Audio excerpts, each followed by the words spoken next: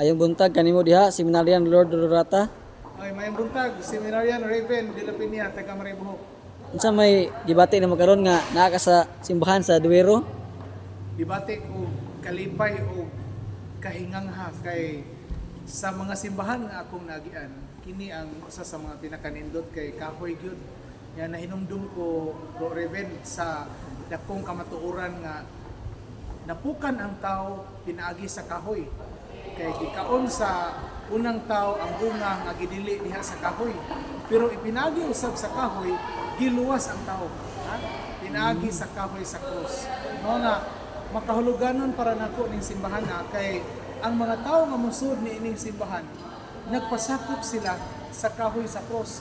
Gani akong gipanid-an Bro Raven, ilibot ang kamera na purma man gyud og cross ning simbahan na, no? Siguro Oo. sa tradisyonal nga formas mga karang simbahanon nga cruciform. Kay lagi pinaagi sa kahoy sa cross na luwas ta. So, ang pagsud nato sa Santa Iglesia makapaluwas nato.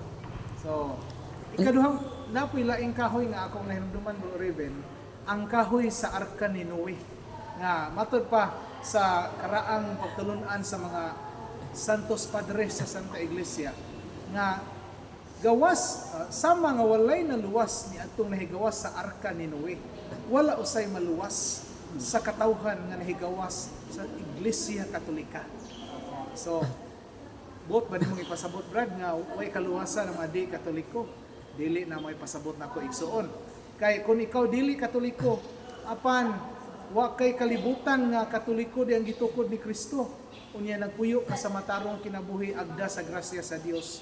Naisakop ka sa kalag sa simbahan ng maong Espiritu Santo tungod kay ikaw spiritual member ka sa simbahang Katoliko. Intra-ecclesiam, sulod ka sa kaluwasan.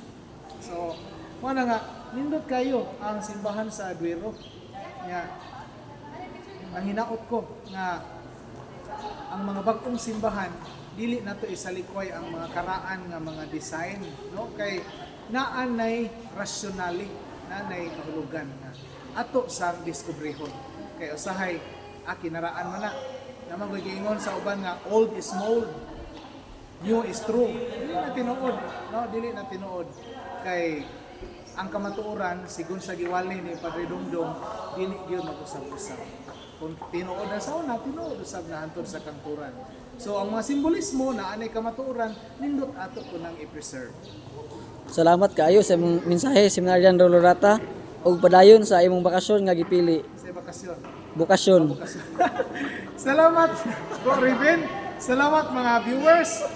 God bless. Advance Merry Christmas.